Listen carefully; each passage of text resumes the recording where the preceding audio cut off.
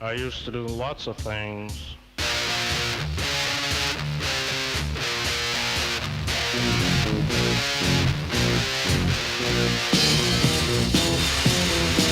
I used to do things and I'd say things and Jesus I was evil. Take things and break things and Jesus I was evil. I never shook baby. So it's raining in LA. Really? Yeah. That's rare. And it's funny because like I mean it's funny in a dark way because now it's like parts of LA are dealing with mudslides, so it's like because God really hates you. I know. From not enough water to too much water. Yeah, but it's that's fucked, man. yeah. Luckily, Highland Park is not too bad. Yeah, no, it's funny. It's just like How long has it been raining for? Just a couple days. Interesting. Then we had a couple days last week as well, but then like next week it's supposed to get into the 70s. So really, yeah. But yeah, it's been weird here too. It was like we literally closed our office on Wednesday, and it was like snowing like 3-4 inches, and then today it like all melted. It was like warm. It was like 45, like warm for February, New Jersey. It was like 45 degrees. Right. The fifth, like between 45 and 50. So anyway, that's weather talk. Yeah. Anyway, so yeah, the article, the main topic for this episode is this article from Unheard, which is a great publication. They're definitely sort of more on the heterodox side. So the article is called "America Has Lost Faith in Genius. Some People Are Just More Talented Than Others." It's written by Matt Rowland Hill. So yeah, I stumbled upon this one, and I've been really fascinated with the concept of genius. I get really annoyed when I see like major publications calling Kanye West or Beyonce or Lady Gaga or Taylor Swift a genius, right? Because and I think that they're using that term far too loosely. I think they're just equating it with like successful. Exactly. Yeah. And so when you look at the song credits for their songs, it's like they have teams of writers, and those are just the credited writers. But most of their songs are written by like 5 or 6 people or more, like 5 to 10 writers per song for a typical Beyonce album. And I'm like, I'm not seeing much genius here. And fine, like there's some talent there, fine, but it's just also like, don't call them a genius. Don't say revolutionizing. I remember like probably 5-6 years ago, it was kind of being pervaded about the internet. I don't know if it's true, but it had like the really intricate kind of beautiful lyrics of I think maybe a Queen song. And it was like Freddie Mercury wrote it, and it was like one guy, and it was all this like poetic kind of lyrics, and it was like one person wrote this, and then it was Shake It Off, and it was like 20 people wrote this. Right. It's like the lyrics to Shake It Off. I don't want to say them because she'll sue us. Yeah. But it's like the most basic, boring crap. Yeah. Yeah, exactly. I'm not like a Taylor. We've talked about it a few times on the episode. I think my take on her is like, I just don't get it. Yeah. Yeah. Like, exactly. I don't get, like, it's not just like, oh, she's popular. Like, no, she is a mega star. Yeah. And I don't get that. Beyonce, I actually get more, and I don't really like Beyonce. I think there's a couple songs I like. I think a lot of the ones that are really popular aren't good. I do like Formation. He actually talks about that in this song, in this article. But like that, at least I get. I don't get the Taylor Swift obsession. But anyway, so yeah, I agree with you. A lot of times, like it's not genius. There's like talent and there's success. And they're savvy. I think Taylor Swift can be very savvy. I think she was really smart with like a lot of legal things where like she like produce her own album, or she made sure she got certain deals. I don't know the the nuts and bolts of it, but like some moves that I think at the time were looked at pretty negatively, but she actually was like doing something smart from her business perspective. Right. But that's far from genius. Yeah, exactly. But or if you want to say like she's a marketing or a business genius, that might maybe that's a little more applicable there. But it's like, don't call her a musical genius. There's not she can barely play any instruments. She's got an okay voice, and she's a fine performer. She's not Mozart What or I mean, Kubrick. it's like I don't get it. Yeah, I yeah. don't. It's not like she's not like. I don't think she's like very attractive. Like she's pretty, but a lot of Yeah. people are pretty. Like Yeah. she's not. A lot of the stuff I see of her is like she's very awkward. I Yeah. think she resonates with a lot of people. Like for those reasons, she Yeah. doesn't like to her. She doesn't look fake either. Right. She doesn't look like some plastic celebrity doll or something. Like she looks like a real person. Right. And again, I'm not knocking her. Like I get the talent, but she is such a force that I don't know. It feels like one of those things that's just it's just like a virus. Like people because their friends like her, or I don't know. A lot of people very close to me are huge stars of hers, fly across the country to see her. I just don't get it. Yeah, I don't get it at all either. But this is really about Bob Dylan. Yeah. So real quick, have you seen that movie, A Complete Unknown? Have you seen that yet? No, I plan to. I love Chalamet. I am a Bob Dylan fan. Or I don't know if I like Bob. I like Blowing in the Wind. He talks about that. Like that is such a great song. I think it's like one. If I do show an alien like folk music, that'd probably be one of my top choices. Like what is folk music? Give me one song. Like it's probably that one. I'm just off the top of my head. Yeah. But like I do like him a lot, and I love Chalamet. My mom saw it. My mom listens to this podcast sometimes because she grew up with this music. She loves Janis Joplin, Joan Baez. I don't know if she loves Joni Mitchell, but like she's also mentioned there. And I love this music too. As much as boomers, and I know some of our biggest fans are boomers, like they do think that they invented and created everything great in the world, and that's wrong. Right. But I do think two pretty big categories: music and movies. The 60s and 70s, especially the 70s with movies, especially the 60s with music, like it is special, and I will give them that. Yeah, definitely. So I'm just a casual fan of Bob Dylan. Me too. Yes. Yeah. But I mean, he's definitely far more talented and prolific than any pop star today. So I'm definitely much more. Yeah, in this article he says he wrote 5 albums in 3 years. Yeah. So probably don't need to read like the first couple of paragraphs because it just kind of summarizes a scene from the movie. Dylan perfected folk music when he was just 20. By the age of 22, he moved on and set about revolutionizing another genre, rock. We have a word for cases where a person's creative powers are so extraordinary that they seem to defy explanation: genius. A college dropout who knew nothing about poetry's formal rules, Dylan wrote lyrics of such richness and complexity that literary scholars were soon poring over them. Academia was briefly scandalized when the critic Christopher Ricks argued Dylan deserved to be placed alongside Keats. But by the time the singer won the 2015 Nobel Prize for Literature, the only question in most minds was why it had taken so long.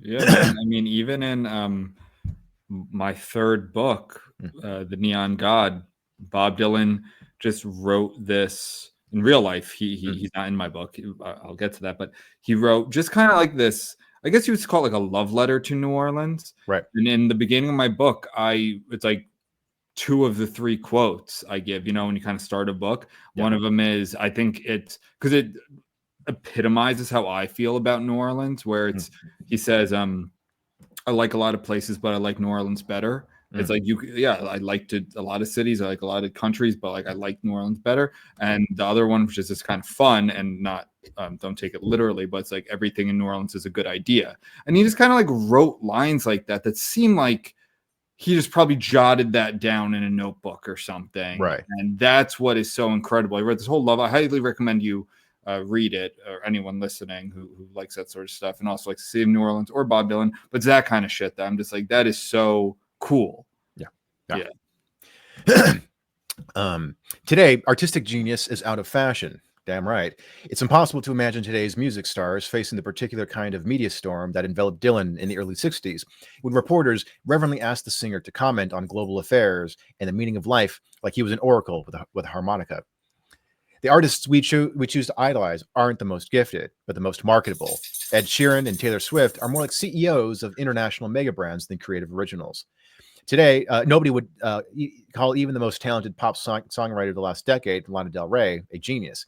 In her trademark style of melancholy pastiche, jadedly implies that there's nothing new under the sun. Even in hip hop, the genre where individual talent was once king, the taboo against rapping another person's words has been decisively broken. Everyone knows that Drake relies on a team of ghostwriters. Yeah, I mean, so the fact that this is ghostwriters, it's like when you look at the credits of a song, it's like Yeah. there's still a bunch of writers. Like, are there more writers who worked on that one song that are Right. just aren't even credited? Like, Yeah. and then especially when you look at like the basic song structure of so many songs, it's like, why did it take 10 people? It's like, did what each person contribute one line to the song? Yeah. How does I don't, like, you would know better than I do about how that stuff sort of works. Like, how does it take 20 people to write Shake It Off? Yeah, exactly. At least with a band, with like a typical rock or heavy metal band, it's oftentimes usually only one or two people are credited. Sometimes the whole band is, but it's like, okay, it's four people. So I can see the division of labor more clearly if it's a smaller group of people.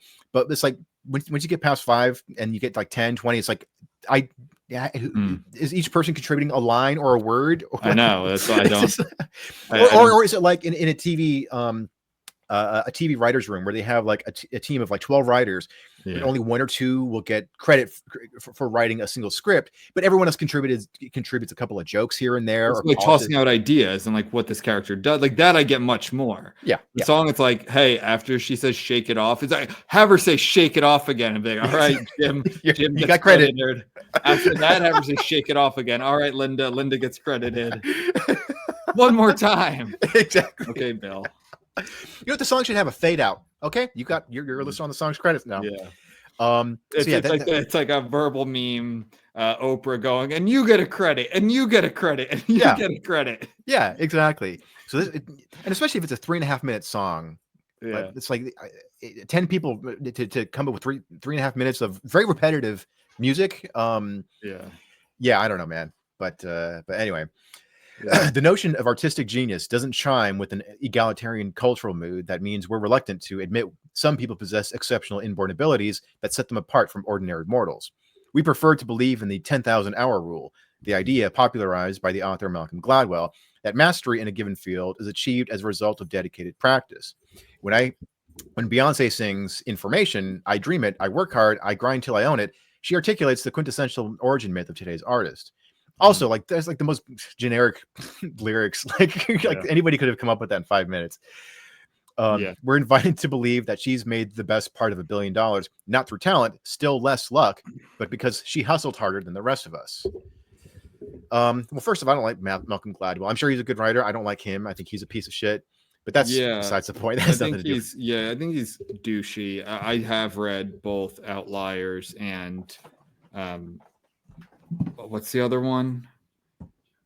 The Tipping Point. I think I read The Tipping Point.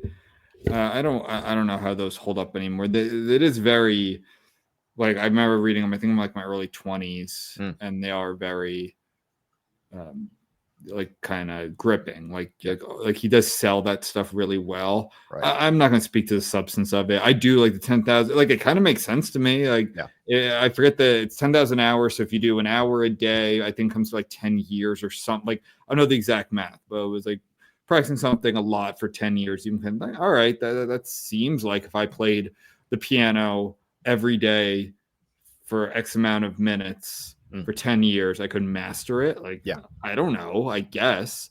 But I just like in more public persona and social media type things, he's a douche. There's a cogent case to be made against the genius myth. By telling the story of human innovation in terms of a few solo prodigies, we can obscure how it really happens. Newton discovered the laws of motion not in some visionary flash, but because he stood on the shoulders of giants like Copernicus and Galileo. The theory of evolution wasn't created by Charles Darwin out of nothing, but was itself the product of decades of scientific evolution. And anyway, Arthur Russell Wallace nearly got there first. According to Dean Keith Simonton, the author of a book on the subject, scientific genius is extinct. Now, more than ever, discoveries are made not by lone pioneers, but by large teams building on past research. So this gets into an interesting part of the way genius is kind of the way it kind of plays out today. So I'll keep going here. What's more, glorifying outstanding individuals can provide a license for them to engage in behavior that's shitty or worse. Allegations of sexual abuse against fantasy author Neil Gaiman, recently published in New York Magazine, are a case study in what happens when a person who is worshipped for their creative work that they begin to believe the rules don't apply to them. Real quick, so Yeah, I was gonna side quest this one too. Did you know about this? yeah, it Oh, was pretty big okay. news. Yeah. All right. So the thing about that, which is interesting, I just kind of skimmed the article, but one of either the main writer or one of the writers who worked on who broke the story, Okay. she wrote another article not that long afterwards saying, I didn't want Neil Gaiman to be canceled. Well, lady, What do you expect was going to happen? I don't know. So, like, I feel like this sounds familiar, but I guess so much because of the lack of credibility of so much of, if you want to say this is Me Too, whatever. Like, it's so it was yeah, like it lost so much credibility in so many ways, which is a shame to real victims. Yeah. I guess I kind of just like didn't really care. I haven't read any Neil Gaiman. I know that he is this titan of like fantasy. I know he wrote that like Norse mythology book. Yeah. Which sounds, I think that was actually on my list. I don't think it is anymore. I don't know why. But do you subscribe to Vulture?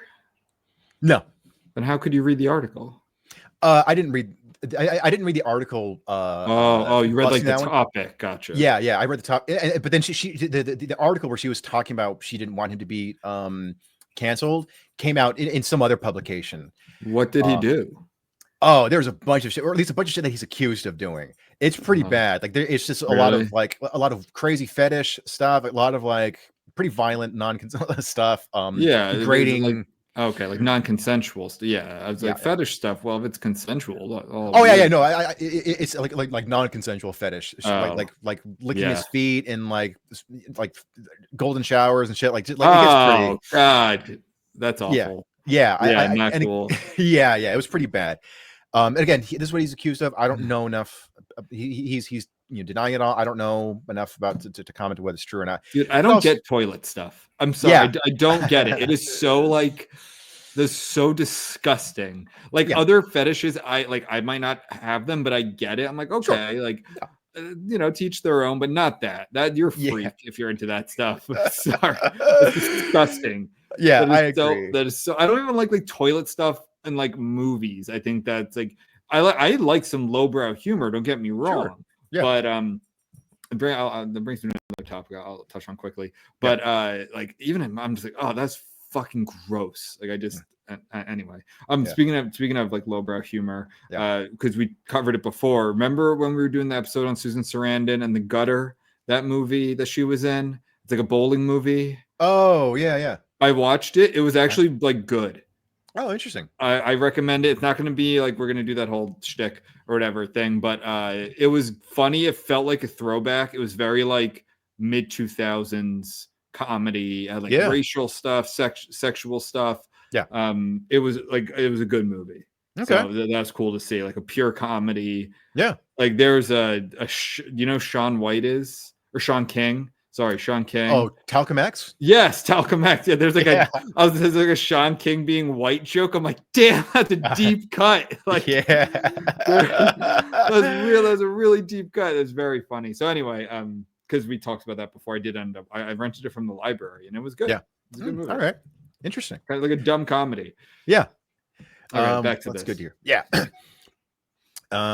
The story of male geniuses leaving a trail of female trauma in their wake is an old one. Just think of Picasso and Lucian Freud, for whom women were as dispensable as sheets of canvas.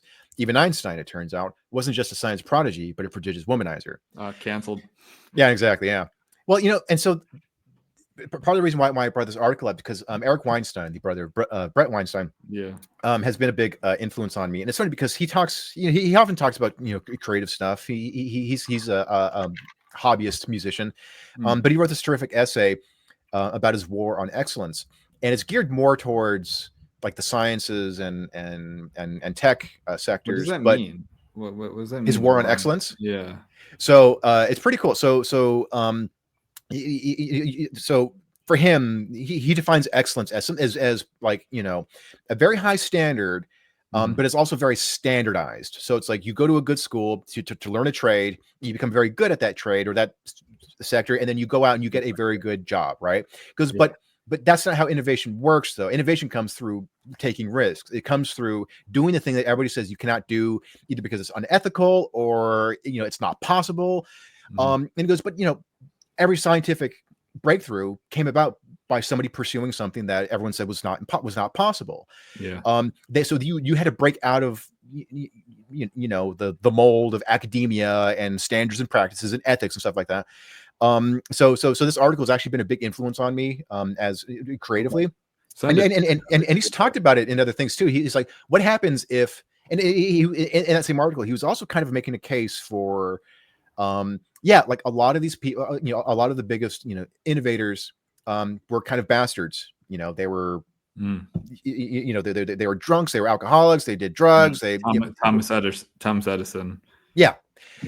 But he goes at the same time, like and it's funny because this is written before all this, intersectional crap. So he was sort of like implying, like, hey, we can't be too hard on these guys at the same time. And Weinstein even talked about this in a podcast appearance where he's like, what happens if the guy, if the person who creates, who develops a cure for cancer is also a racist? Are we going to cancel them? So he's sort of like, can you fucking imagine like an actual like a clan member or something, where it's like, well, what do you do in that situation? Like, do you celebrate them for? Yeah, it's a complicated thing, but I love the fact that he's saying, like, yeah, we need to make room for crazy, wild, lone geniuses because that's where the biggest breakthroughs come from.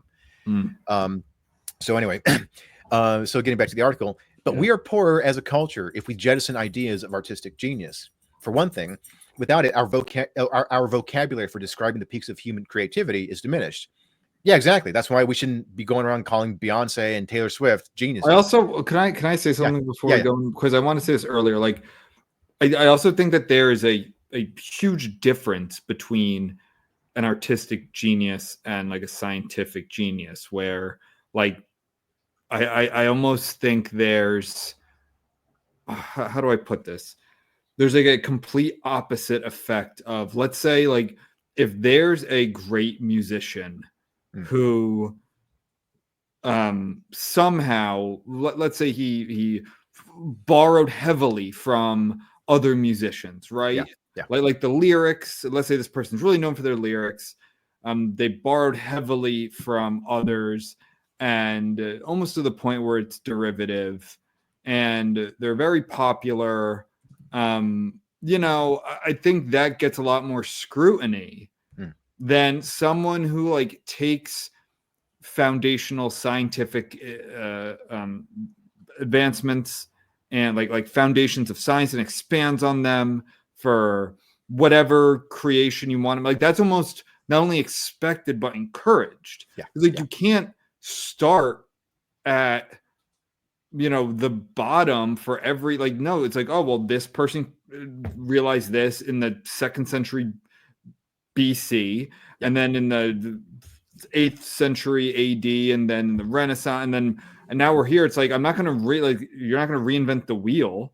Like when you're making electric cars, you don't go and reinvent the wheel. You expand on things. So it's like, these are almost two different areas, where one, it's like that pure genius, that Mozart, right? Like, correct me if I'm wrong, Mozart was incredible, like at a very, very young age. Yeah, he was a prodigy. He literally couldn't have stolen anything. He was a prodigy, and that is possible in artistic genius, but not even recommended. Like, not like, I don't know how you could do that in scientific genius, and those are different things. And I think that's fine. Right. Yeah. Well, the article actually kind of, it delves a little bit into like like this is sort of like the distinctions between creative and scientific or Elon Musk, genius. Yeah, like Elon Musk named his company after Nikola Tesla, who's one of the like I think probably the most underappreciated genius of all time. Yeah. Like scientific genius. Like, everyone knows Einstein, right? Yeah. Every single person in America is probably familiar at least with that name, and that he is a genius. They probably know those two things. The name Einstein, that he's a genius. Not that he's a womanizer or was a womanizer. But very few people know who Nikola Tesla is. They'd probably say, "Oh, you mean the car company?" Right, No, exactly. Nikola Tesla was like, I think, as close to a pure genius of the, what would it be, 19th century or early 20th century? Yeah, yeah. That there's been. Like, apparently, I don't know if this is true. I like to believe it's true that he like invented some weapon Mm. that was so horrific that he literally destroyed all evidence of it and how to do it because he knew that it would like ruin humanity. Right, Now, right. I don't know if it's true, Yeah. but I'm going to believe it's true until proven otherwise.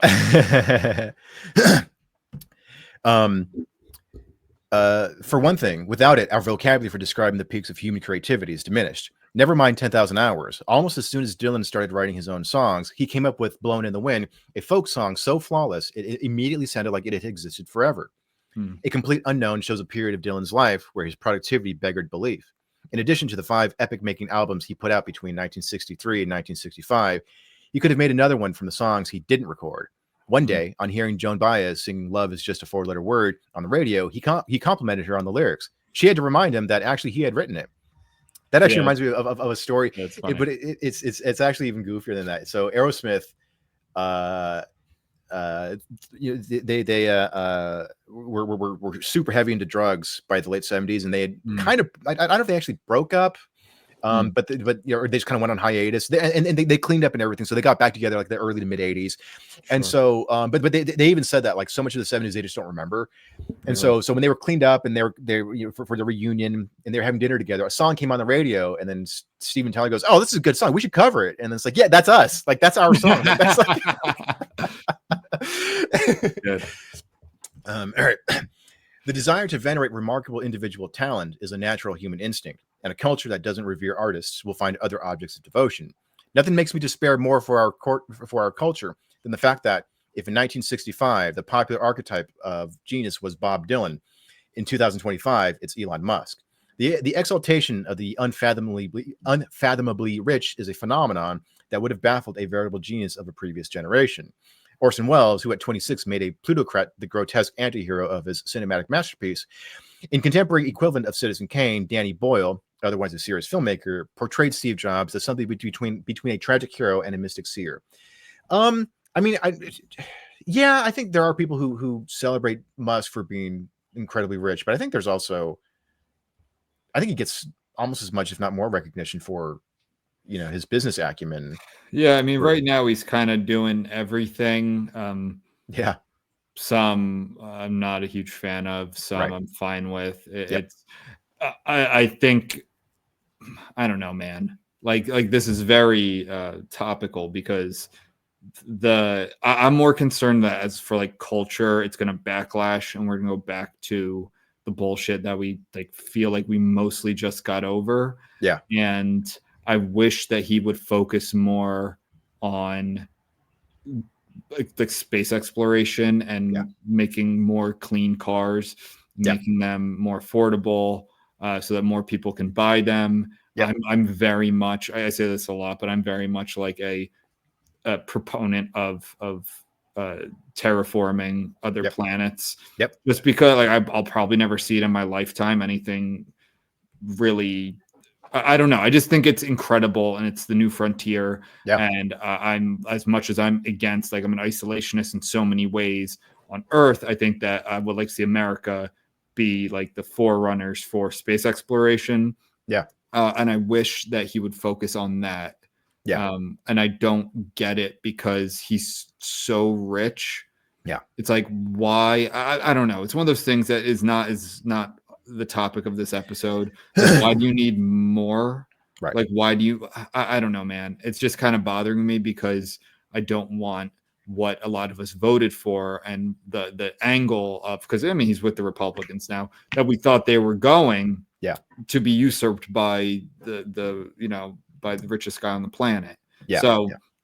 So I very much appreciate Musk, who was a darling of liberals like for so long. And I appreciate those, and I basically just wish he would get back to that.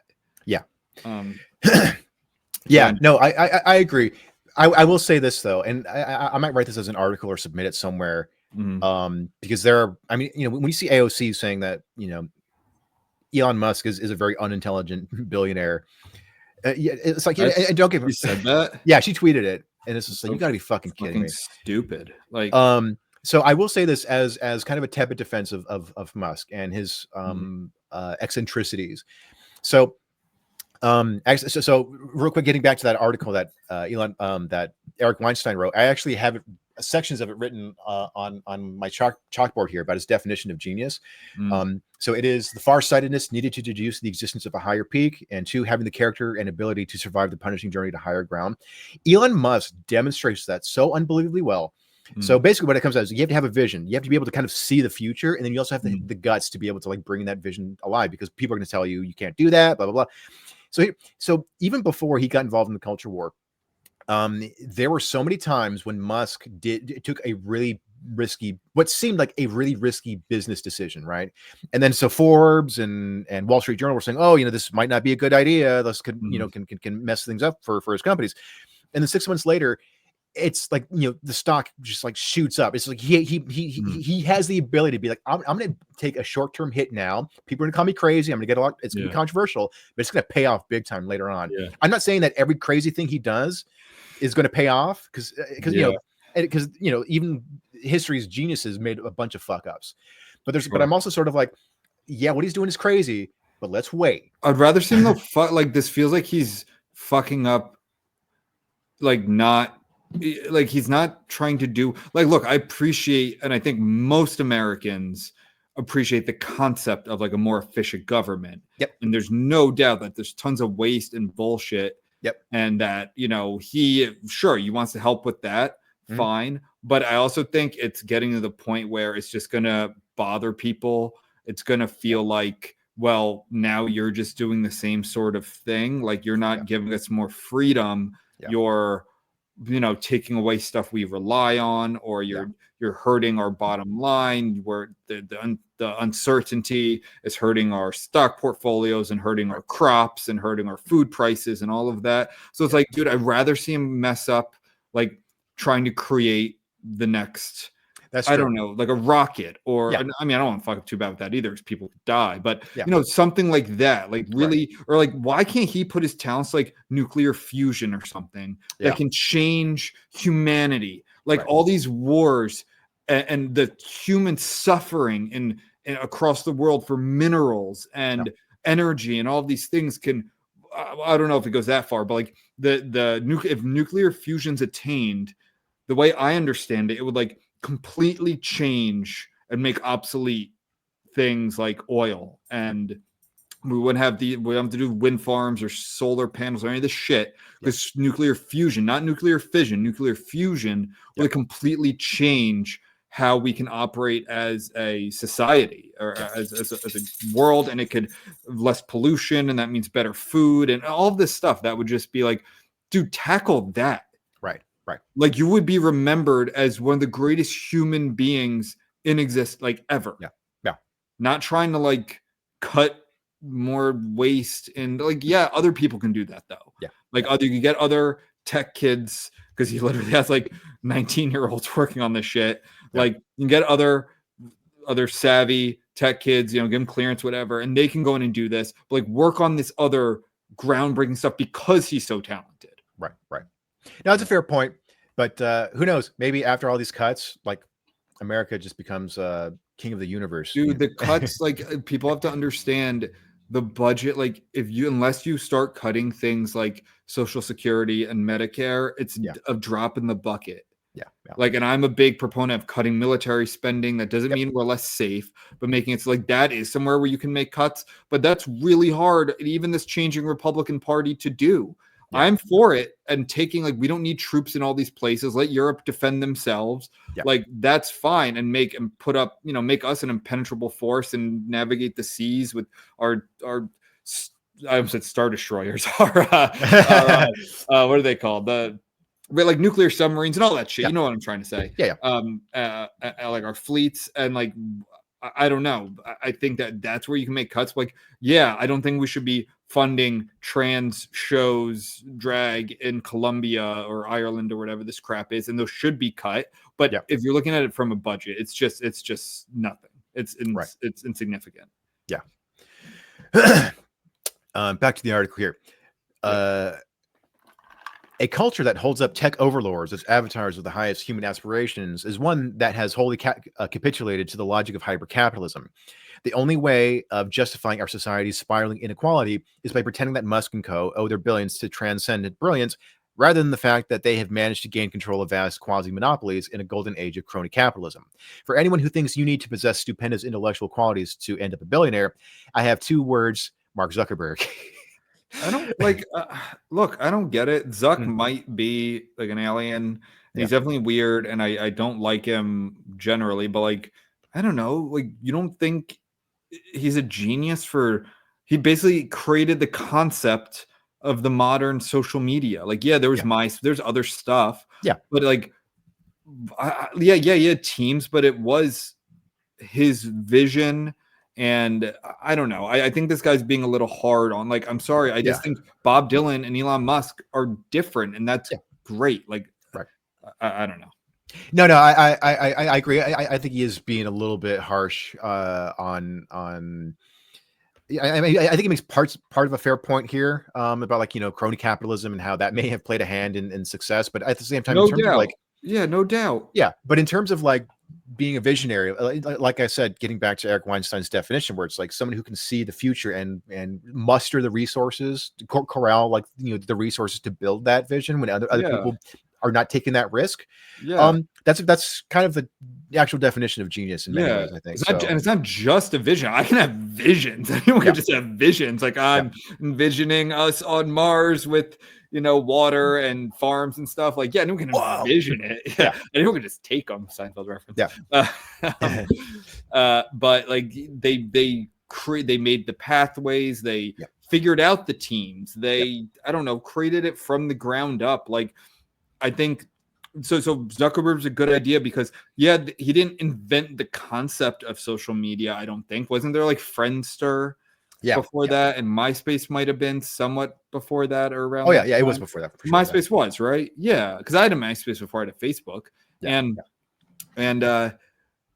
like, that is like, did he go like did he use that concept first? Sure, but he also saw the flaws in those sorts of social media platforms and changed it. And at the same time, like you were seeing, I think Zuckerberg's a good example of like failing at something. Like the metaverse just didn't work. Right. Like, do you remember the ads for that like 2-3 years ago? Like, no, people don't actually, I think, want to live in these fake places. It's not Ready Player One.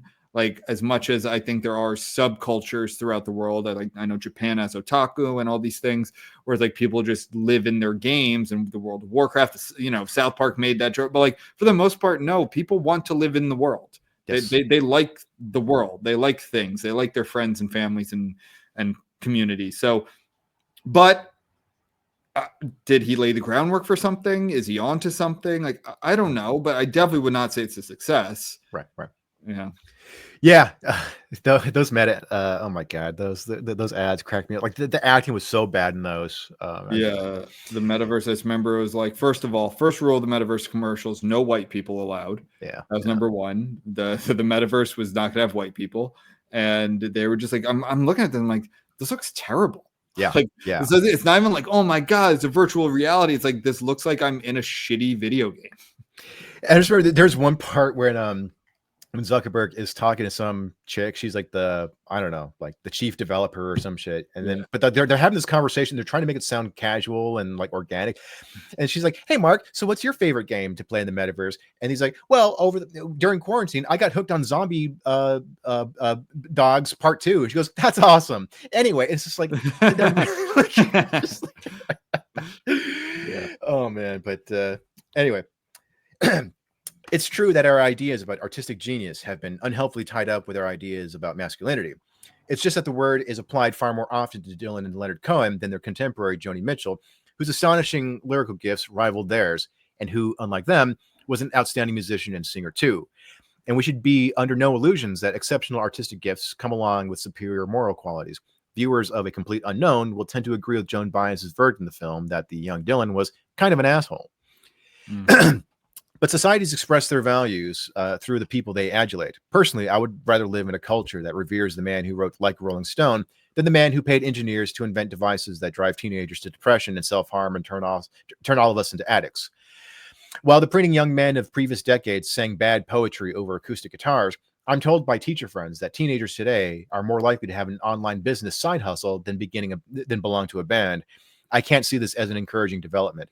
Yeah, that part got me. That was kind of a sobering. I disagree. I disagree with that. Here's why. Like, okay, so we're talking like Gen Z. They saw how kind of screwed millennials were with the economy and using this new tech like podcasts like we're on right now and YouTube and social media.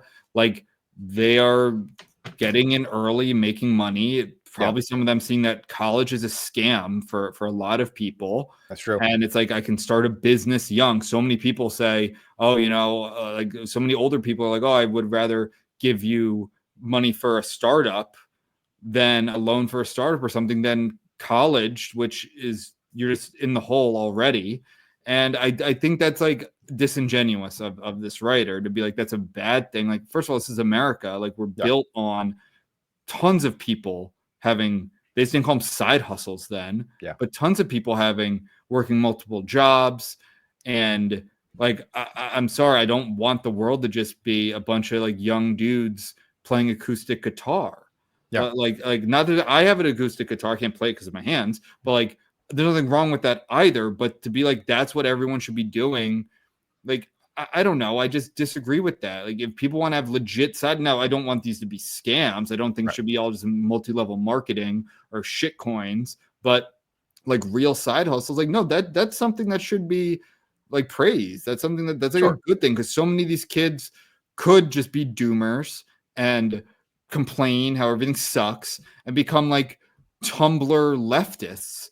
But no, a lot of these young guys are more right-wing, want to get ahead of the curve, want to make money, make connections when they're young. Like, I see nothing wrong with that. Like, I just disagree with that. I mean, I don't think he's necessarily saying that, you know, it's you know, I think it's coming more from like a nostalgic romantic part where it's like, you know, like when you're a kid and you bring your acoustic to the beach party. But now it seems like young people are just spending more time online. And, you know, you make a good point about like the side hustle, you know, it's like, the democratization of building a business can be very good and can be, and is a laudable thing.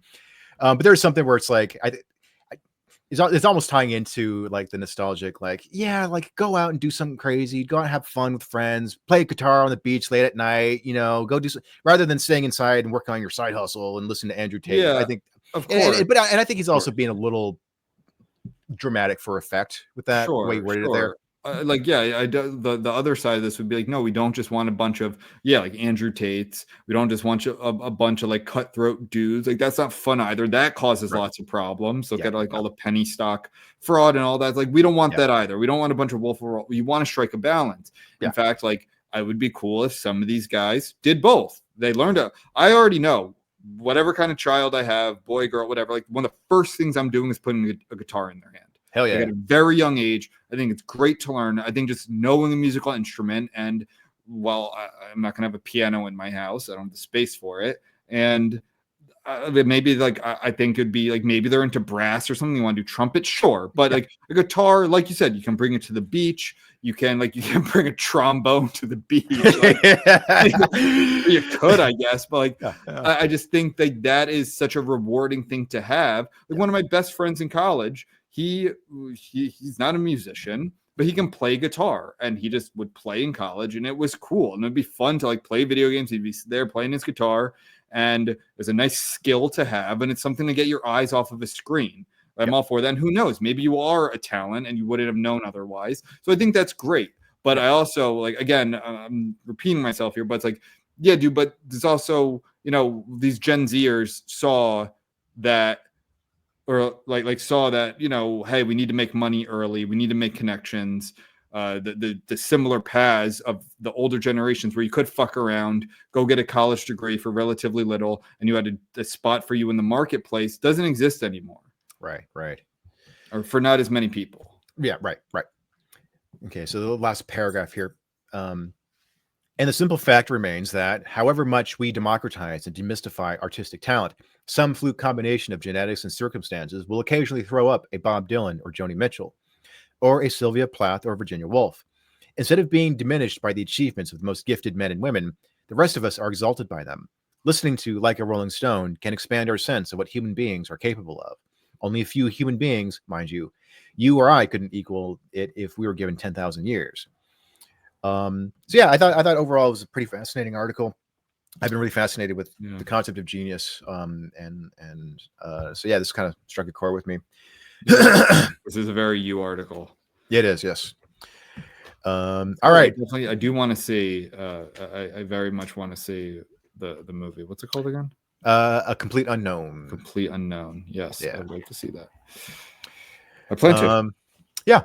So real quick, movies, well, yes, let's do. I don't think we've done this in like 6 episodes. We have a Patreon that you can sign up for. We have different tiers. They all have merch. You can check them out on the Patreon in the show notes. You can also buy us a beer, which is just giving us money. Yep. If you prefer to do that and not commit to a Patreon tier, that's fine too. Or you could just share it and like it with friends, social media. That's just as good. Like it, subscribe, all that fun stuff. I literally don't think we've done that in like at least 5 episodes. So I wanted to get that in. Yeah. And then so also Joe and I decided we're gonna do a segment probably every episode, depending on what the episode is, like just a recommendation of something cultural, artistic, or an avoid. So a lot of times it's gonna be like a movie, so mine. So we're going to try to do that every episode. It could be anything from an album, a movie, an exhibit at a museum. Of course, it's going to be more selective because you have to live in where that museum is. Anything like that. I'm sure we'll expand on that as we go. So I'm going to do mine. And we're just not going to have one every episode either. But I have one for this episode. That's going to be The Substance. This is and some of these movies will be old. They might be a movie that's 50 years older. It might be new. So this is The Substance. We've talked about, I think we did an episode, was it this Horror Fest or 2023's Horror Fest? I can't remember, where we did body horror. I think it was 2023. I think. Okay, so we did an episode on body horror, Cronenberg kind of being the king of that. Yep. This movie, The Substance, this is not like some indie. This is nominated for Best Picture. Demi Moore is nominated for Best Actress. Or actress in a leading role, I guess they call it. Like, this is a well-known movie. It is a body horror movie. It is very, very good. I think I haven't written the review for this yet. I'm probably going to begin this like a 90. It's like a 5-star movie for a number of reasons. It's very stylish. I love a movie that has a soundtrack to it. Like I don't know if the same person did all of it, but it definitely has that kind of like a recurring EDM industrial kind of soundtrack to it. It's about a woman who is obviously attractive. Like, Demi Moore is attractive, but she's much older now, and she's doing an aerobic show, which kind of seemed funny to me because that's not as much a thing anymore. Now, right? Yeah. Like the Peloton bikes, but in this world, like, what's cool about this movie is it's not like world building. It feels very, although it's Los Angeles, which is this huge city, it's really focused on a handful of people, and it's not all that expansive, which makes it feel a little surreal at times.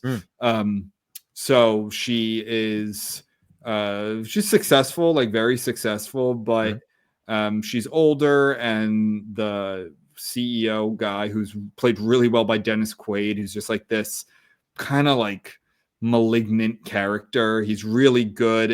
And the sound effects, he's like eating shrimp when he's telling her that they're gonna part ways, and this is like the way the camera like focuses on the shrimp, like dunking it in and like chewing on it. It's really gross, and I love that kind of stuff. So basically he says, like, we're gonna find someone younger and hotter, not his exact words, but that's what he's gonna do. And at the same time, and then she gets in a car accident, and the nurse at the hospital, she survives and actually doesn't really even have many injuries. And the nurse, who's this really, like, you can tell, like a very young, good looking guy, slips her something, like a piece of paper, call this, you need this, checks her, and it's called the substance. And I'll kind of stop here, but it's a way to be younger. Of course, like any of these, what's the term? We did a whole episode on it. Faustian bargains. Yeah. Like any of these kind of Faustian bargain type things, there's a drawback. Surprise, surprise. But the way it happens, it's like, it's her, but she doesn't give birth to someone in the conventional way, but kind of sheds herself to I don't know, emit this other person who the actress is. I always forget her name. She's known for that like lip bite thing that I don't find all that attractive. Do you know what I'm talking about? Isn't her name like Mikey something, or? I'm gonna look it up right now. Margaret Qualley. Ah, I think she wasn't she in the Tarantino, the Once Upon a Time in Hollywood? Oh, maybe.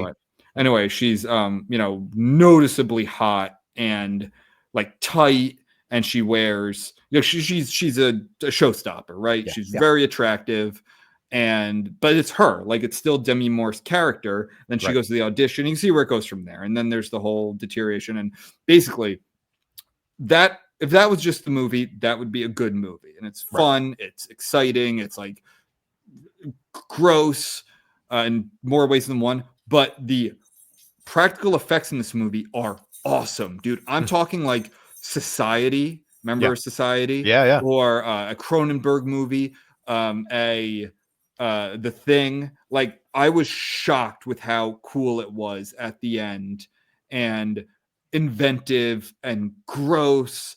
And I mean, I don't just highly recommend this movie. Like, I highly recommend the movie to you, not just our listeners, because I think you would really enjoy the practical effects here.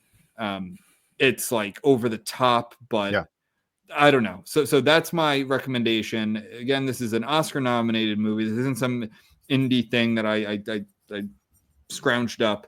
But it lives up to the hype. I don't know if I'm saying that she should get leading actress. I haven't seen every movie yet. I'm not saying this is my best picture. My highest rated movie by far is Dune 2, but I think it's nominated. But this is a really fun, gross, in a good way movie. Yeah. So I haven't seen it yet, but when it first came out, when it was first announced and trailers were coming up, it looked like something that was like maybe a little more than a throwback to 80s body horror, where this looks cool. It's kind of but it didn't look like it had a whole lot of depth to it. Like it looked more just kind of like like this is just like a tribute to Cronenberg. But I've been hearing so many great things about it that it does kind of comment on. I mean, because like there is at least some truth to the idea of like older actresses not getting as many roles as they age. Oh yeah. So absolutely. And so from what I've seen, this movie kind of comments on that a little bit. It's kind of like a death becomes her sort of thing. But yeah, it definitely comments on that, which is I think a totally fair critique. But it's what the market like. Unless people are going to stop wanting to look at young hot people, that's not going to change. And I do think it's more unfair to women, where like older men, there are like more roles for an older man than an older woman. Like, I totally get that. Yeah. But this isn't, at least I don't think this is like in your face. I don't know. Like, I didn't find this movie at all. It almost kind of does something like Barbie tried to do, but not in that way. Right. Like it made it. And again, not just that, I'm just conflating those two things because they're both like feminist, I guess, or female centric, but like the messaging, right? Like this movie but it's also not, it's not trying to be like coy either. Like, it's very in your face, but that's what the whole movie is, right? Like, it's not the Harvey, which I just looked up, is Dennis Quaid's character name, which of course they named him Harvey. He's like it's like a disgusting creep, like, but it's funny. It's like it's over the top. It's not one of those movies that tries to be like drama while getting this big point across. And did you read between the lines? Like, no. This is very much about how younger women there's a market for younger women than older women, despite their talent and despite their history or whatever it is, get pushed aside. That's it. That's the movie. And here's this substance, literally called The Substance in the movie too. It's not like it has some weird names. It's called The Substance, that you can be that young, hot woman. That is a simple concept, but it's done so well. And it's like, I don't know. It's funny because it's one of those things where if you tell someone the concept of the movie, like let's say you're like your typical heterodox bro, they might be like turned off by it. Right. But if you told someone like kind of the typical, let's say like liberal feminist woman about like what happens in the movie, they might be turned off by it. So I give this director a lot of credit for being like, we're going to take these two things and put them together that usually wouldn't be put together. At least not that I can think of. Like a type like body horror is, I would think, overwhelmingly a male dominated viewership, right? Like, I don't think that that's out of bounds to say, where like the message, I think that's cool. Like, in fact, it's giving a message to a bunch of like guys like us who love body horror stuff, and you're making us enjoy it, not lecture to us. And I think like, and with all those things put together, this is a great movie, and I highly recommend it. Okay. All right. Yeah. I guess I'll watch it. No, it's definitely been on my watch. And I was especially surprised to hear about how gory it is, but how it got, all these Oscar nominations where it's like, like, is the Academy kind of like, changing a little bit? No, they also nominated Amelia Perez. So, I know that's right. Yeah. So I think because of the like, if this was just a typical body horror movie for what, whatever it is, right? Yeah. It wouldn't have gotten out. I think it's because it has that somewhat of a I mean, you could say it's anti-feminist because so like young women, like, so the women who have been successful should stay successful, but what about the new young women? Why don't they get a shot? Like, I could easily make that argument too. It's tough. This stuff is tough. It's a case-by-case basis. So, but because it has that, I think that's what got the Oscar voting like to do that. And Demi Moore is this, like, I guess you call like a Hollywood darling, right? Like, she's not controversial in any way, not that I can think of. Yeah, as far as I know, So I think it's great. Like this is I think you would really like. It's on. I watched it for, actually I got it in my library. Is it on Hulu though, or HBO? I can't remember. I wonder if the title is a reference to another body horror film from the 80s called The Stuff. Oh, because it's just kind of like a vague enough. Yeah, we've talked about this stuff. Yeah, because I think it's a great movie poster. Yes, yeah, the green, yeah. That's such a good poster. Yeah, the movie is not quite as good as that as a poster. Yeah, the 80s were I think are kind of known for that, of like having amazing like, especially for like the lower budget, like independent type of movies. Like they had amazing artists working on those posters, but the movies were often like one of my favorite examples is Hard Rock Zombies. It's a cool like movie cover, like that one, but the movie sucks. But anyway, I'm afraid I have this movie on my list called The Last Starfighter. Have you seen it? No, I haven't, but I've seen parts of it. It's like, it looks sweet, like the poster and the art that's with like the screenshot or whatever that's what's on. But I watched the trailer, I'm like, oh no, this doesn't look that good. But I have been duped by trailers before. I thought Killer Clowns from Outer Space was gonna suck. Yeah. Because that trailer was so bad, and then I watched it. I'm like, this is great. Like, this is so fun. Yeah, and the practical effects are great. So sometimes the trailers don't do them. Like after the Oscars, I'm gonna then get into 2025 movies, but there's usually not nearly as much out or what you can see. So I usually, that's the time, kind of spring, I get to go in my backlog more, like, and watch older stuff, and I might throw it on then. We'll see. Yeah, looks great though. Yeah. All right. So The Substance, check it out, Joe. Check out The Substance. And yes, I think you would love this movie. It's a lot of butts. There are lots of shots of butts in this, like a ton of butts. Cool. So if you like butts, cool. If you like butts, this is the movie for you. All right. You just call it Butts the movie. Yeah. A lot of butts and a lot of, a great, I won't give it away, but like a great use of practical effects. I think you said great use of butts. But who did Society, the practical effects guy? Oh, like Screaming Mad George? Yes, Screaming Mad George. Very much reminded me of Screaming Mad George. I've seen like screenshots of some stuff from the movie. So, Oh, so have yeah, you? I'm Okay, okay. it's definitely on my radar to check out. Don't So, watch any like just watch it. You'll appreciate it more. Don't like I spoil know. any of that for you because it's All right. really good. Cool, man. Well, that's it for this episode, I believe. So stay reckless, everyone, and fight the crits. Fight the crits. Stay reckless. Fight the crits.